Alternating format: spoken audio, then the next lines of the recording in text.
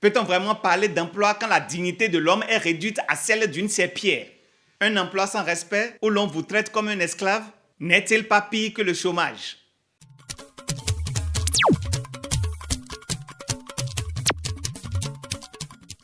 Mes chers compatriotes, dans une récente vidéo, le porte-parole du gouvernement, M. Léandre Humbedi, se vantait que la rupture entre 2016 et 2023 aurait créé plus de 68 000 emplois, alors que le régime précédent, en 10 ans, c'est-à-dire de 2006 à 2016, n'en aurait créé que 35 000. Je ne vais pas rentrer dans de vaines polémiques politiques, car chaque Béninois vit la réalité au quotidien. La précarité, le chômage, la misère sociale. Lorsque j'ai vu cette vidéo, j'ai pris la peine de jeter un coup d'œil sur les commentaires. Et la plupart de ceux qui ont pris la peine de laisser des écrits se demandaient s'il s'agissait de ce Bénin ancien Dahomey ou si le porte-parole parlait juste de Benin City au Nigeria. Aujourd'hui, mis à part ceux qui bénéficient des salaires politiques ou les hauts gradés de l'armée, rares sont les Béninois qui sourient dans ce pays. C'est pourquoi, dans cette vidéo, je veux parler de la situation du travailleur béninois en général et celle de nos enseignants en particulier. Puisque, comme je ne cesse de le répéter ici sur Achille Free, le vrai développement commence par l'éducation. Il commence dans nos écoles, dans nos lycées, dans nos universités. Chers amis, un scandale se joue dans nos lycées techniques agricoles.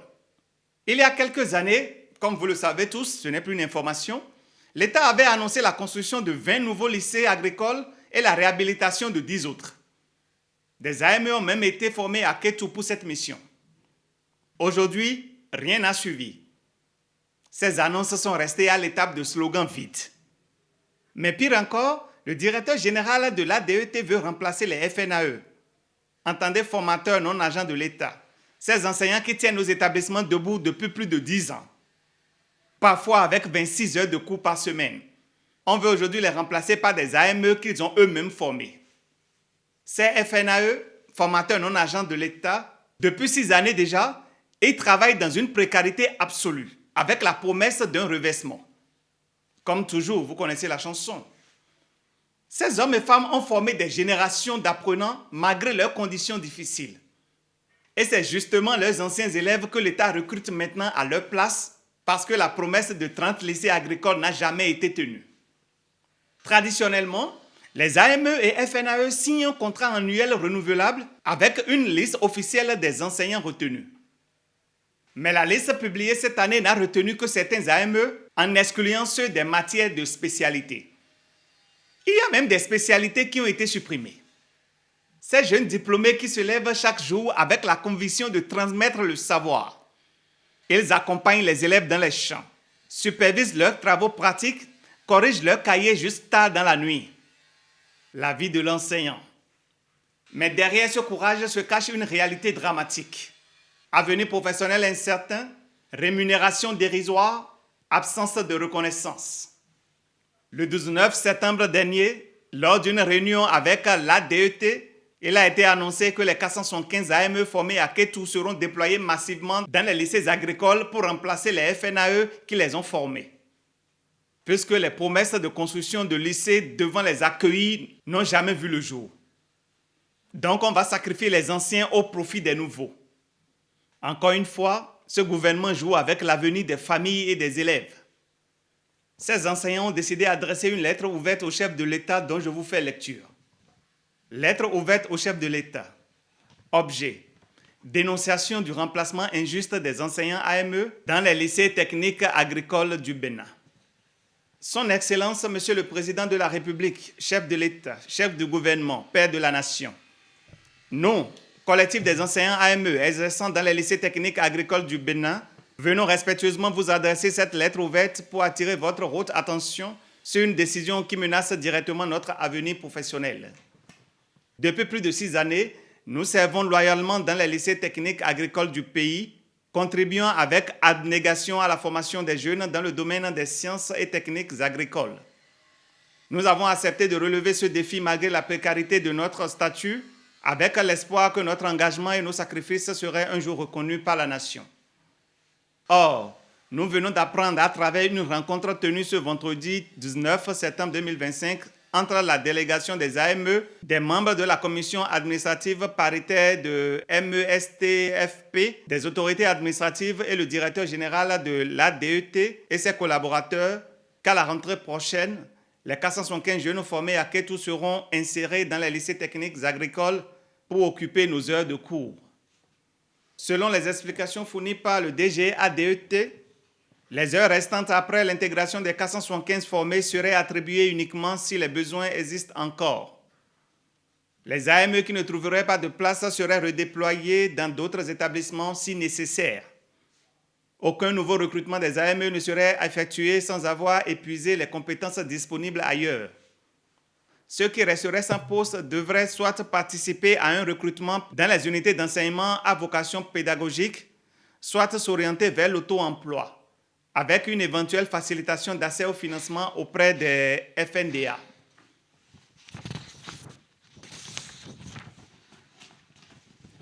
Monsieur le Président, cette situation équivaut à un renvoi déguisé de plusieurs centaines d'enseignants qui, depuis des années, portent à bout de bras la formation agricole au Bénin. Ce traitement nous paraît profondément injuste et inhumain, car 1. Nous avons déjà fait nos preuves sur le terrain malgré la précarité de nos contrats. 2. Nous avons sacrifié nos années, notre énergie et notre savoir-faire au service de la jeunesse béninoise. 3. Beaucoup d'entre nous ont bâti leur vie autour de ce métier et voient aujourd'hui leurs efforts menacés. Nous ne sommes pas opposés à l'intégration des 475 jeunes formés à Kétou, mais nous demandons qu'une solution juste et inclusive soit trouvée afin que nous ne soyons pas sacrifiés après plus de 6 années de service loyal. Monsieur le Président, Père de la Nation, nous sollicitons votre arbitrage bienveillant afin que la justice et l'équité soient appliquées dans ce dossier. Nous demandons que les AME actuellement en poste bénéficient d'une intégration progressive et sécurisée dans le système éducatif au lieu d'être écartés brutalement. Une reconnaissance officielle soit accordée à nos années de service effectif comme cela se fait dans d'autres secteurs. Des mesures de stabilisation de notre statut soient prises afin de garantir la continuité pédagogique dans les lycées techniques agricoles. Nous gardons espoir que votre autorité soucieuse du bien-être de ses fils et filles saura agir pour corriger cette injustice et donner à chaque enseignant AME la place qu'il mérite dans la construction d'un Bénin prospère et équitable. Veuillez agréer, Monsieur le Président de la République, l'expression de notre profond respect et de notre indéfectible attachement à la nation. Ont signé le collectif des enseignants AME des lycées techniques agricoles du Bénin. Chers compatriotes, mis à part ceci, il faut mentionner le cas des AME admis, déployés et éjectés totalement depuis 2020. Malgré la présentation des preuves de leur admission et déploiement, liste de délibération, attestation de prise de service, contrat ANPE, etc., rien n'est fait depuis 2020. On ne veut même pas sentir leur odeur. On les a juste écartés, sans raison. Dans un pays où le porte-parole nous dit que des postes sont accordés aux plus méritants. Et que dire de ces professeurs dont les filières techniques ont été supprimées? Mes chers compatriotes, ce qui se joue là dépasse la simple situation d'un groupe d'enseignants. C'est l'avenir de l'éducation technique et agricole du Bénin qui est menacé.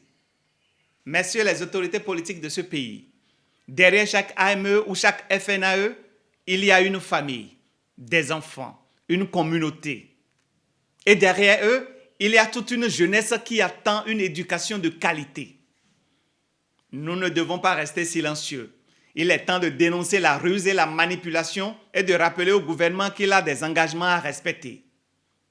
Car une nation qui méprise ses enseignants est une nation qui condamne son avenir. Ceci dit, mes chers compatriotes, permettez-moi d'aborder mon second sujet du jour. Un sujet grave qui touche des milliers de travailleurs béninois. L'esclavage moderne imposé par le Code du travail est pratiqué dans certaines entreprises. Depuis plusieurs années, de nombreux travailleurs du secteur privé vivent un martyre silencieux.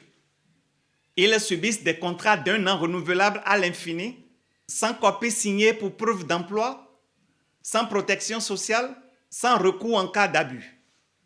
Beaucoup vivent une véritable misère mais ne peuvent pas parler de peur de perdre le seul emploi qu'ils ont réussi à décrocher après tant d'efforts dans un pays où le gouvernement a créé 68 000 emplois. Mais bon, on ne sait jamais, peut-être que ces emplois sont virtuels. Certains sont exploités par des expatriés qui leur font signer des contrats dont ils n'ont pas le droit à une copie. Des gens qui travaillent sans fiche de paye, sujets à des renvois du jour au lendemain, sans explication, sans recours, sans indemnité. Beaucoup acceptent cette exploitation par peur de perdre ce seul emploi difficilement décroché. Dans cette vidéo, je vais citer 2 cas concrets.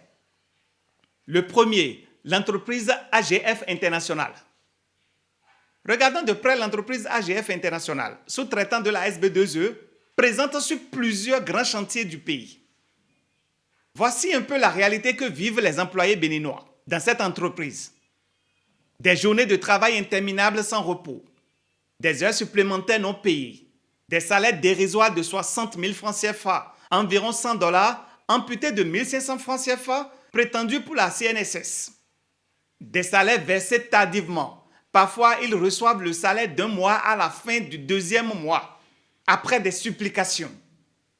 En février dernier, certains travailleurs ont été envoyés à Tchaourou pour construire des réseaux électriques HTA et BT, c'est-à-dire haute tension et basse tension.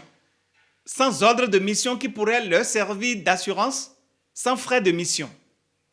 Ils sont parfois à peine 10 sur un grand chantier pour faire le travail de 20 à 30 personnes. Vous vous rappelez cette dénonciation que j'ai faite ici au sujet de l'entreprise Sonimes SA dont le DG n'aurait pas payé le salaire des employés parce qu'il serait parti au village pour enterrer son papa. Vous vous rappelez, n'est-ce pas? Ce sont ces mêmes ouvriers de l'entreprise AGF International qui ont été déplacés à Adja pour électrifier le village du DG de Sonimes SA sans en être informés auparavant. Ils étaient juste venus au bureau le matin pour un compte rendu et on leur dit « Vous partez à Adja pour 1 semaine ». Aujourd'hui, le DG d'AGF International a même demandé qu'on renvoie tous ces travailleurs, sans raison valable. Voilà un peu comment une grande société installée dans ce bel immeuble que vous voyez à l'écran, cet immeuble qui est situé à Agla, traite ses employés comme des esclaves modernes. Parlons d'un deuxième cas, la société Bénin Petro, dirigée par M. Georges Digberosso. Là encore, c'est la même souffrance. Pas de contrat, pas de déclaration à la CNSS, des licenciements abusifs, aucune protection sociale. Et ce qui choque encore plus, c'est que le promoteur de cette société serait un ministre de la République. Je préfère ne pas le mentionner. Non, je ne le mentionne pas. Un homme qui touche des salaires à 7 chiffres pendant que ses employés de sa structure privée survivent dans la misère et l'humiliation. Alors, monsieur le porte-parole du gouvernement, même si l'on fait semblant de croire à vos chiffres pompeux de 68 000 emplois créés de 2016 à 2023, ne peut-on pas admettre que, vu la précarité et l'exploitation, ces emplois ne valent même pas 5 000 emplois stables? C'est juste une question. Chers amis, chers abonnés, chers internautes, peut-on vraiment parler d'emploi quand la dignité de l'homme est réduite à celle d'une serpillière? Un emploi sans respect où l'on vous traite comme un esclave? N'est-il pas pire que le chômage? Ce sont des questions. La liste des abus est longue. Si je devais tout citer, une seule vidéo ne suffirait pas. C'est pourquoi je vais m'arrêter ici aujourd'hui avec une promesse. Dans ma prochaine vidéo, je reviendrai sur d'autres cas de maltraitance des travailleurs béninois, notamment les agents du PNHG qui ont travaillé sur le chantier des logements dits sociaux de Ouedo. Alors, chers abonnés, je sais que beaucoup essaient de me contacter. Vous allez voir mes vidéos sur plusieurs plateformes. Ce n'est pas forcément moi qui les publie. C'est pourquoi je vais demander à ceux-là qui souhaitent me contacter de me laisser un message inbox sur ma page Facebook Achille Free TV. Je ferai toujours l'effort de vous répondre. Merci pour votre attention et à très bientôt. Ciao.